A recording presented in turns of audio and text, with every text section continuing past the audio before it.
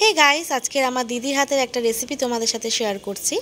তো দিদিকে আমি এই গরমে অনেকদিন আগেই বলেছিলাম যে দিদির হাতে এক তরকা খাবো। তো দিদি আজকে সেই মতে এক তরকা বানাচ্ছে।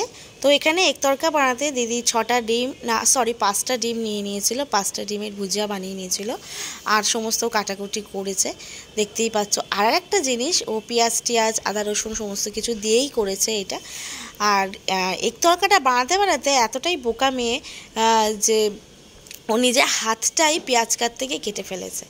তো যাই হোক, ওই কাটা অবস্থাতেই ও সমস্ত রান্না করেছে। তারপরে আমি আবার একটু হলুদ আর চিনি দিয়ে দিলাম। এমনিতেই এই প্যাচে গরম, তার মধ্যে হাত টাত কেটে গেলে বুঝতেই পারছো এই গরমকালে কতটা অসুবিধা হয়। তো ওরও সেম প্রবলেম হয়ে গেছে, ও আমার জন্য আজকে হাতটা কেটে ফেলেছে। তো এই হাত কাটা নিয়েই ও সমস্ত, দেখো না কীভাবে খুন্তি নাড়ছে, দেখো না। তো এই হাত কাটা নিয়েই ও সমস্ত রান্নাবান্না করেছে। তারপরেও অনেকটা আটা মেখে নিয়েছে, প্রায় 2 কিলোর কাছাকাছি আটা মেখেছে নিজের হাতে করে, তারপর রুটিটা করেছে। তো যাই হোক, আজকে দিদিকে গড়ার মধ্যে প্রচুর খাটিয়েছি। দিদিকে বলেইছিলাম যে আজকে তোর হাতে এক তরকা খাবো, তো সেই মতেই আজকে ওকে খাটানো। আর তার মধ্যে দিদিদের বাড়ির এসিটাও একটু প্রবলেম দেখা দিচ্ছে, ও ঠিকঠাক করে এসিটা ঠান্ডা হচ্ছে না। আরও বেচারাটা গরমে ঘেমে টেমে একসার হয়ে যাচ্ছে।